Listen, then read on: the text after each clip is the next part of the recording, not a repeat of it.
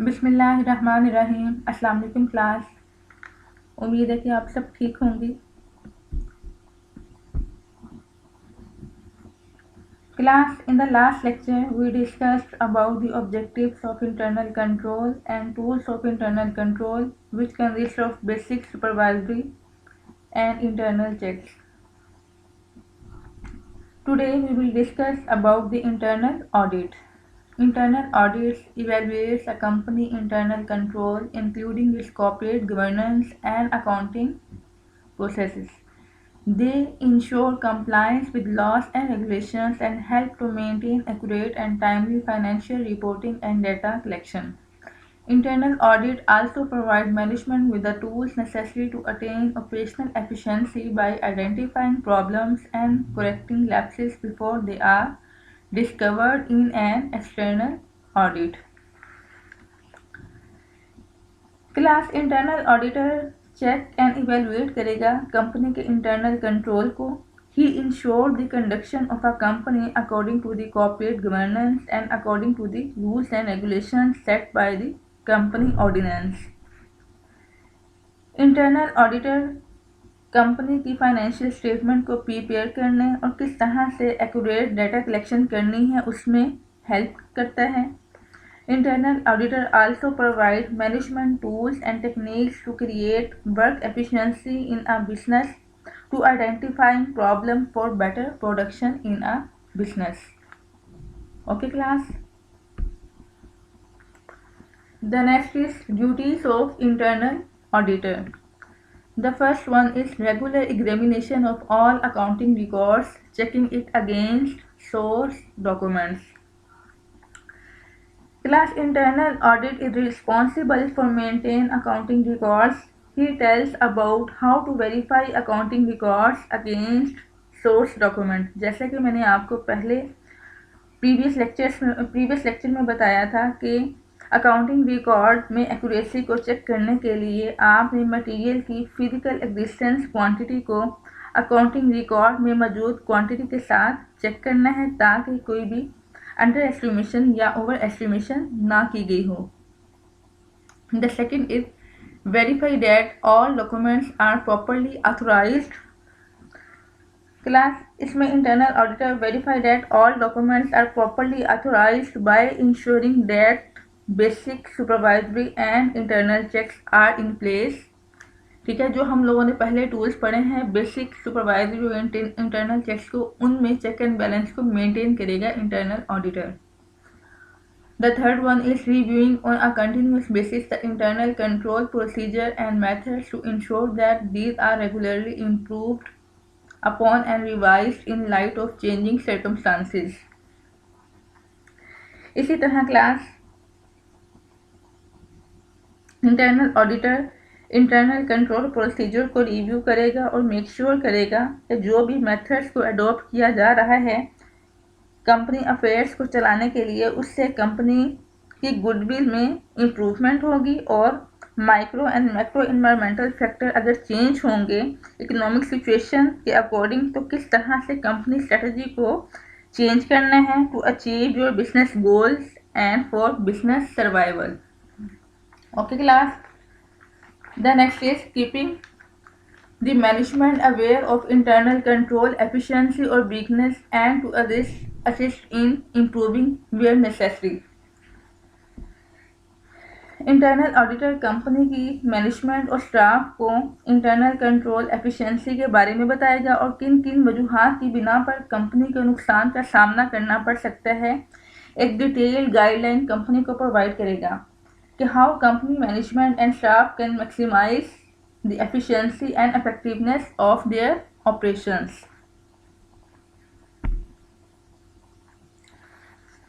Then advantages of internal audit. Managers are responsible for maintenance of proper records and preparation of accurate financial statement. Class जब पता होगा कि company में internal auditor की team मौजूद है और ऑडिट भी होगा तो डेफिनेटली जो मैनेजर्स हैं वो कंपनी के रिकॉर्ड में मेंटेनेंस क्रिएट करेंगे और फाइनेंशियल स्टेटमेंट जैसे कि इनकम स्टेटमेंट, बैलेंस शीट और ऑनर इक्विटी की प्रिपरेशन में एक्यूरेसी को इंश्योर करेंगे। ठीक है। The next is if internal control is effective it can cut down the detailed work to be done by external auditor. Definitely class, जब कंपनी का इंटरनल कंट्रोल सिस्टम इफेक्टिव होगा, हर काम according to rules and regulations किया जाएगा, business ethical values को priority में रखा जाएगा, किसी भी किस्म की इमोरल प्रैक्टिस नहीं होगी, तो एक्सटर्नल ऑडिटर की कॉस्ट भी कम बियर करना पड़ेगी कंपनी को। The third in presence of internal auditor prevents a lot of frauds as employees know that these will be unearthed quite soon. Class, presence of internal auditor keep alert to all employees of the company to work sincerely and no chance of any misconduct that will be harm for the company. Sure class? The next is limitations of internal auditors. Internal auditor is an employee and answerable to those who run the company. Class, internal auditor company की तरफ से appoint किया जाता है और company के employees में से ही होता है, इसलिए वो आंसरेबल भी होगा। अब किनको आंसरेबल होगा? डायरेक्टर्स को, क्योंकि कंपनी डायरेक्टर की तरफ से इंटरनल ऑडिटर को अपॉइंट किया जाता है। ठीक है। Next is his objective to report on the things as he find them, but not to discover errors and frauds and to assist the management in rectification of errors and prevention of frauds. Internal auditor का purpose ये है कि वो report करे appointed committee को frauds और errors के बारे में, ना कि एरर्स एंड फ्रॉड्स को डिस्कवर करे, और एज अ ट्रिक्स्टर और कंसल्टेंट के तौर पर असिस्ट करें कि किस तरह से एरर्स एंड फ्रॉड्स को रेक्टिफाई किया जा सकता है, उनको टेक्निक्स बताए। Okay class. The next is only a limited Reliance can be placed on him because internal auditor is appointed by company management and internal auditor is also an employee of the company. Therefore, creditors, shareholders and other parties refuse to accept the internal auditor report. Okay class?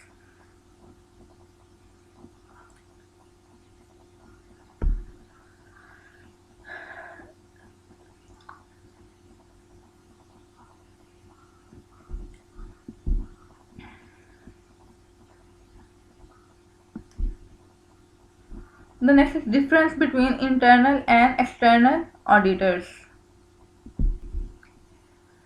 Extent of independence. Internal auditor is an employee of the company. His independence is limited, therefore. The external auditor is appointed directly by shareholders and not to answerable to the company, so he is more independent. He is not under any influence from any quarter to withhold any fact or and to present a distorted views of affairs of the company. Class, जैसे कि मैंने पहले भी बताया कि internal auditor is an employee of the company and answerable to the appointed committee, और external auditor जो है वो शेयर होल्डर की तरफ से सेलेक्ट किए जाते हैं। उनको किसी भी तरह का या किसी भी किस्म का कोई खौफ या डर नहीं होता, वो इंडिपेंडेंट होकर अपने तरीके से अपनी रिस्पॉन्सिबिलिटीज़ को फुलफिल करते हैं। External auditor is free from any company pressure and sometimes just for the best interest of shareholder they give such suggestions which may be harmful for the company goodwill. Okay class?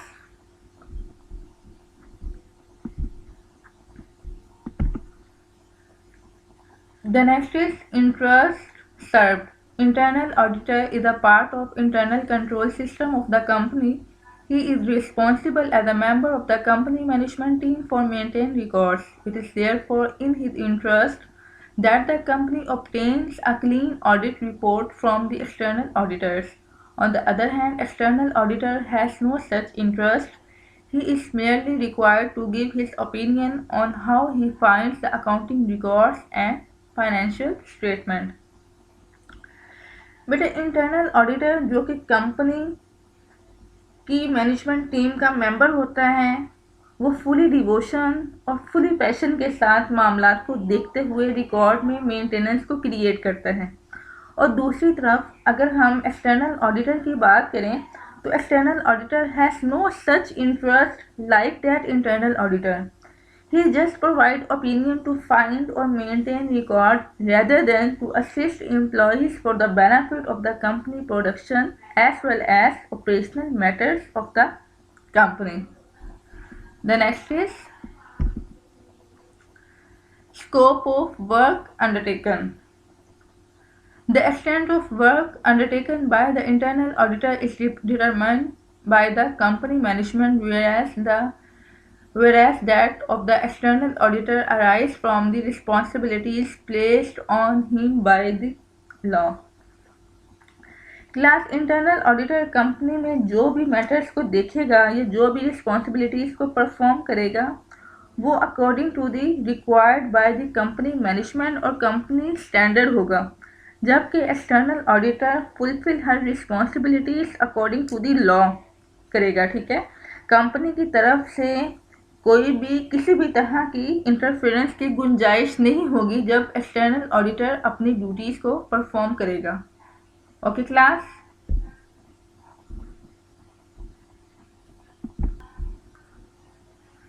the next is reliance of external auditor on the work done by internal auditor. External auditors may rely upon the work done by the internal auditor based on the assessment of the effectiveness of internal audit functions. Class इसमें ये है कि जब internal auditor ने बेहतरीन तरीके से company में अपनी परफॉर्मेंस दी होगी तो एक्सटर्नल ऑडिटर को ज़्यादा असेसमेंट की ज़रूरत नहीं होगी। वो कुछ पॉइंट्स को फोकस करते हुए जज कर लेता है कि किस हद तक कंपनी को असेस करने की ज़रूरत है, और वो पॉइंट्स कौन कौन से हो सकते हैं। इस पर पहला बताया है the degree of independence enjoyed by the internal auditors from those whose responsibilities he is reviewing. Internal auditor ने किस तरह से रिस्पॉन्सिबिलिटीज़ को परफॉर्म किया है और कौन कौन सी प्रैक्टिसेस को फॉलो किया है for the better results of the company. ठीक है, सेकंड क्या है the strength and quality of internal audit staff. अब सेकंड में एक्सटर्नल ऑडिटर चेक करेगा कि इंटरनल ऑडिटर टीम की क्वालिटी और स्ट्रेंथ कैसी है, इनकी टीम मैनेजमेंट कैसी है, how they accomplish their given task. The next is the scope, extent, direction, timing and frequency of tests made by the internal auditors. Third में internal auditor ये देखेगा कि इंटरनल ऑडिटर टीम की direction यानी कि working direction कैसी थी, किस तरह से और किन किन टाइम पीरियड में एक्टिविटी को परफॉर्म किए है, यानी फ्रीक्वेंसी ऑफ टेस्ट चेक करेगा। ठीक है, उसके बाद the fourth one is the evidence available for the work done by the internal auditors. अब इसमें एक्सटर्नल ऑडिटर ये देखेगा कि किन किन एविडेंस और एनालिसिस की बेस पर रिजल्ट्स को फाइंड आउट किया है और रिजल्ट्स को फाइंड करने के लिए कौन कौन सी टेक्निक्स को यूज़ किया गया है। Okay, then last one is the extent to which management takes action based upon the reports made by the internal auditor.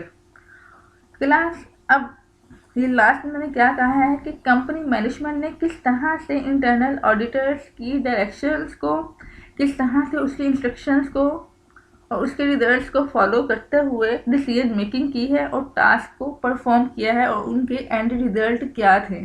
ठीक है, अब उन्होंने लास्ट पे क्या बात की है, if the external auditor is satisfied with the effectiveness of the internal auditors work he may considerably reduce the numbers of his own test. Definitely जब एक्सटर्नल ऑडिटर जो है वो इंटरनल ऑडिटर के वर्क से सेटिस्फाई हो जाएगा तो उसको ज़्यादा असेसमेंट की ज़रूरत नहीं होगी, सिर्फ कुछ टेस्ट से ही वो कंपनी की फाइनल रिजल्ट्स तक पहुंच जाएगा। Okay class, the next is setting internal control. Internal control system को किस तरह से सेट किया जा सकता है। क्लास सेटिंग इंटरनल कंट्रोल में सबसे पहला स्टेप है draw internal control policies. Draw internal control policy at board level for risk management purpose and how to carry out the business operations for smooth running business under internal control system. The second is design internal control system.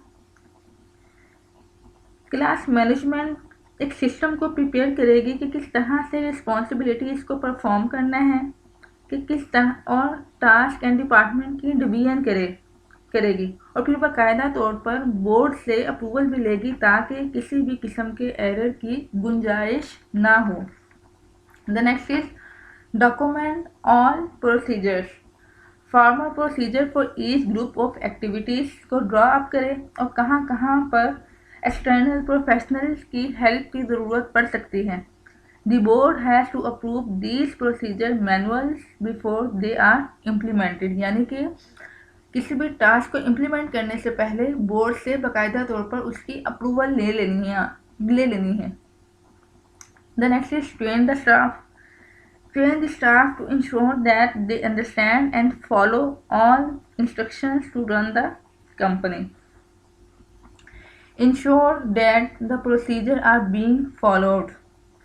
और किस तरह से ensure किया जा सकता है जब, यानी कि तमाम प्रोसीजर्स को किस तरह से कंपनी इंश्योर कर सकती है जब इंस्टीट्यूट, ऑर्गेनाइजेशंस या कंपनीज इंटरनल ऑडिट और इंटरनल चेक्स को मेंटेन करेंगी, इनमें चेक एंड बैलेंस को क्रिएट करेंगी, इस चीज़ पर फोकस करेंगी कि तमाम जो प्रैक्टिस हैं वो according to the rules and regulations perform की जा रही हैं, तो डेफिनेटली जो है इंस्ट्रक्शंस को फॉलो किया जाएगा। तो आपकी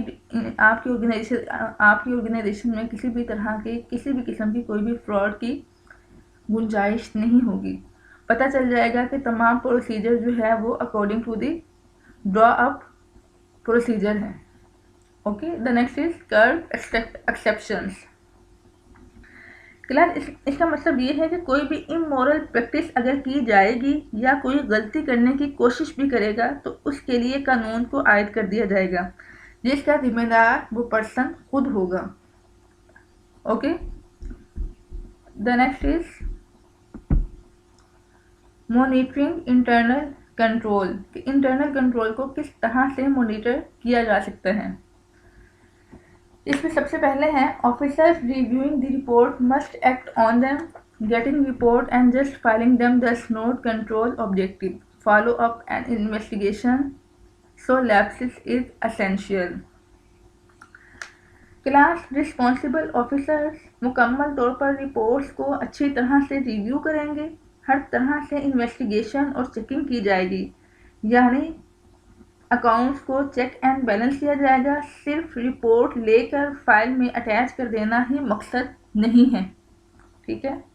responsible officer should follow up investigation which is important to keep the records safe and accurate, that is essential for monitor and control the company.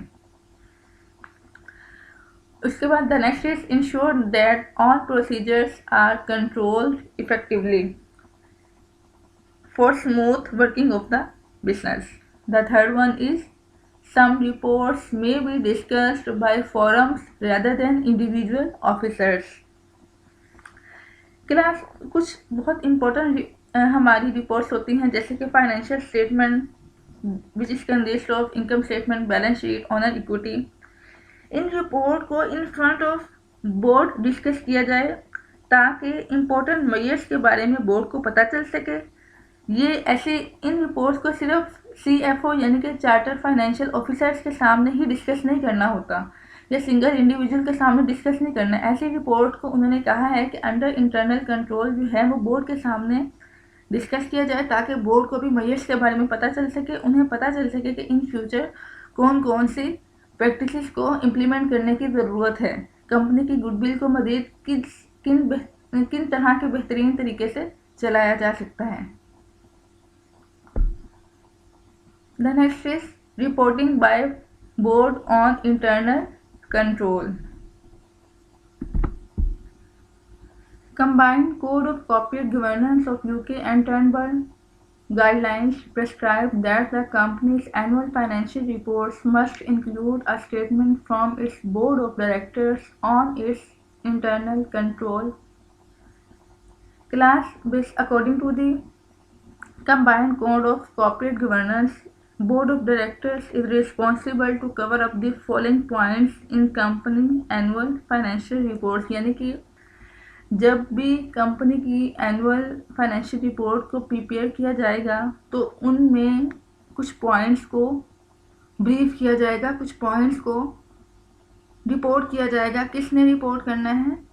Board ने, ठीक है, बोर्ड ऑफ डायरेक्टर्स ने। अब पहला पॉइंट है risk assessment. Clear objectives communicated to all concerned, significant risk assessed regularly and clear understanding of risk being retained। Class risk assessment के लिए objectives को डिफाइन करना और तमाम कंसर्न ऑफिसर्स को ये ऑब्जेक्टिव्स कम्युनिकेट करना और किस तरह से रिस्क को असेस करना है, क्या क्या रिस्क मैनेजमेंट टेक्निक्स हैं, इन सब के बारे में इनिशियल बेस पर ही एम्प्लॉयज़ को अवेयर करना मैनेजमेंट का काम है और कंपनी मैनेजमेंट इसको फाइनेंशियल रिपोर्ट में भी रिपोर्ट करेगी, ठीक है। उसके बाद the second is control environment. Who control, कौन कंट्रोल कर रहा है? आर द इंडिपेंडेंट, क्या वो पर्सन इंडिपेंडेंट है? Are control responsibilities, accountability, process and authority clearly define, क्या कंट्रोल करने के सिस्टम के लिए जो रूल्स एंड रेगुलेशन सेट किए हैं वो क्लियरली डिफाइन किए गए हैं। Is there is a demonstration of will by management to control? Are all control process clearly communicated to all concerned and how are adjustment made to procedure when necessary। ठीक है class, I hope मजीद इसमें आपको कुछ बताने की ज़रूरत नहीं है, आपको समझ आ गई होगी। ये तमाम चीज़ें हैं जो कि बोर्ड ने एनुअल फाइनेंशियल स्टेटमेंट में रिपोर्ट करनी होती हैं, ठीक है। उसके बाद the third one is information and communication. How frequently and adequately reports generated by internal control system? Who receives these reports at what interval? How reliable are these reports? What checks are in place to ensure the reliability of these reports? Class internal control system के through कौन report को generate कर रहा है, उन reports को तैयार करने के लिए कितना टाइम पीरियड रिक्वायर्ड होता है और ये रिपोर्ट कितनी रिलायबल हैं और रिपोर्ट में चेक एंड बैलेंस रखने के लिए कौन सा रिलायबिलिटी एनालिसिस किया गया है। Also provide this detail in company annual financial reporting, ठीक है। The last one is monitoring. Are control process are a part of the normal operational procedure? Are special reports sent to the board by the management and etc.? Class, as we know that control process is the part of the normal operational procedure and company management is responsible to ensure that special reports timely sent to the board for reporting in annual financial statement and for reporting in annual journal meetings. Okay class, the next is whistleblowing.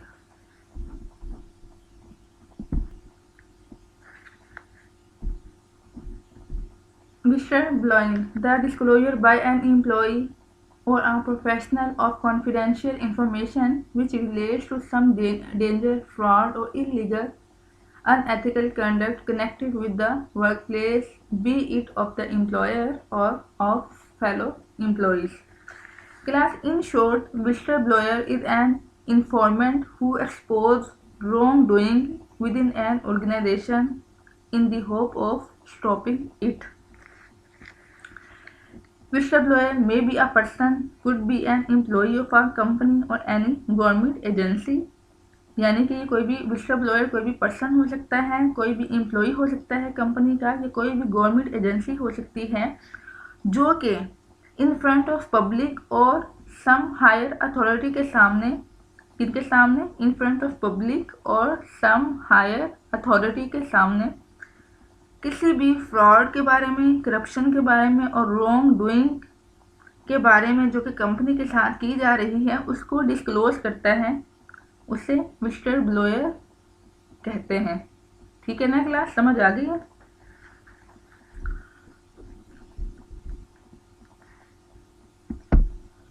अब है classification of mister blowers. The first one is tipster, a person who simply sends a tip or piece of information about an alleged wrongdoing.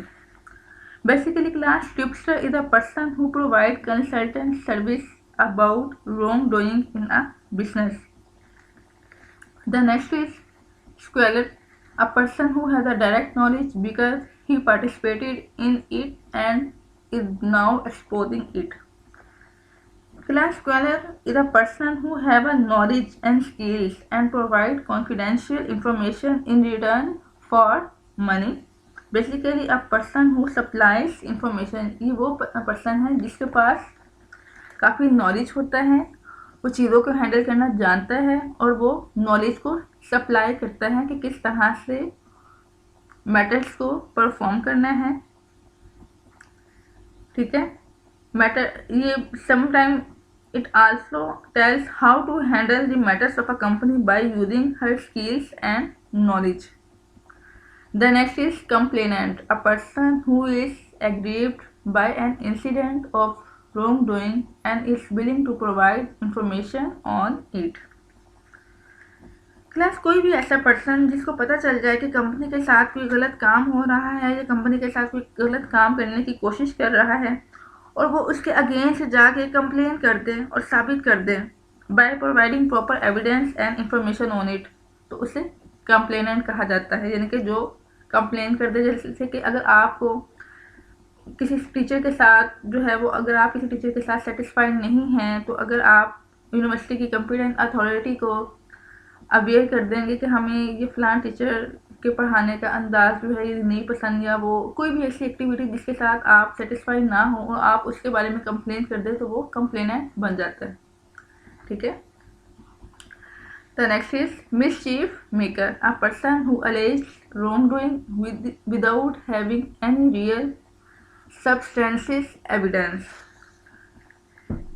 Class ये वो शख्स जो without having any real evidence create troubles by gossips, मतलब कि कोई evidence नहीं है, बस अपने से ही मिसलीडिंग, मिसकंसेप्शन और मिसकंडक्ट के बारे में डिस्कस किए जा रहा है, अपने से ही बातें बनाए जा रहे हैं कि ये होगा या ये हो रहा है या वो हो रहा है, लेकिन उसकी बातों में कोई भी सच्चाई नहीं है। ठीक है, उसके बाद class the next is watchdogs, a group of individuals, whistleblowers, who band together to provide information about an alleged wrongdoing. Class में बेसिकली ग्रुप ऑफ पीपल होता है जो कि इंफॉर्मेशन प्रोवाइड करते हैं किसके बारे में? Wrongdoing in a business. ठीक है, the next is reporter, generally an outsider who makes a profession of reporting on wrongdoings in various organisation.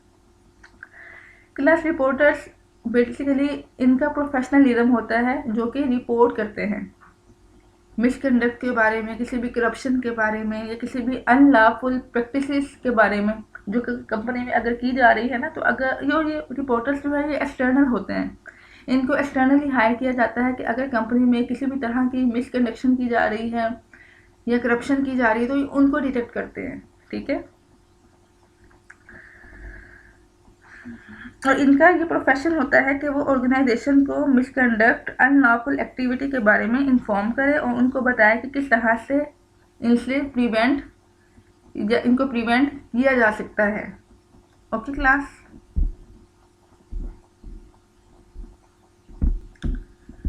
Ji class, अब असाइनमेंट की बात करते हैं। टॉपिक आपका ये वाला कवर हो गया है।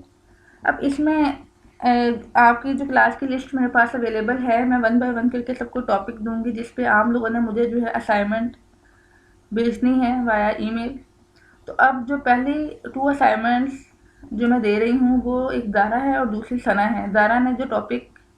ज़ारा को जो मैंने टॉपिक असाइन किया है वो विस्टल ब्लोइंग सिस्टम और उसका प्रोसीजर, ठीक है, कि किस तरह से विस्टल ब्लोइंग सिस्टम को सेट किया जाता है और उनकी क्या क्या प्रोसीजर्स हैं। ये ज़ारा ने प्रिपेयर करना है और विद इन 2 डेज़ मुझे सबमिट करवानी है। और दूसरी असाइनमेंट जो है ये सना राना ने करनी है, जिसमें ये डिफ्रेंशिएट करेंगी इंटरनल ऑडिटर और एक्सटर्नल ऑडिटर्स को, ठीक है। 1 बाय 1 करके आप सबको असाइनमेंट मिलेगी, ठीक है। तो आप लोगों ने खुद को प्रिपेयर रखना है। Okay class, thank you. I hope आप लोगों को समझ आ गई होगी। In case of any question आप उससे जो है पूछ सकती हैं वाया ईमेल या वाया व्हाट्सएप, ठीक है। Okay class, thank you. Allah हाफिज़।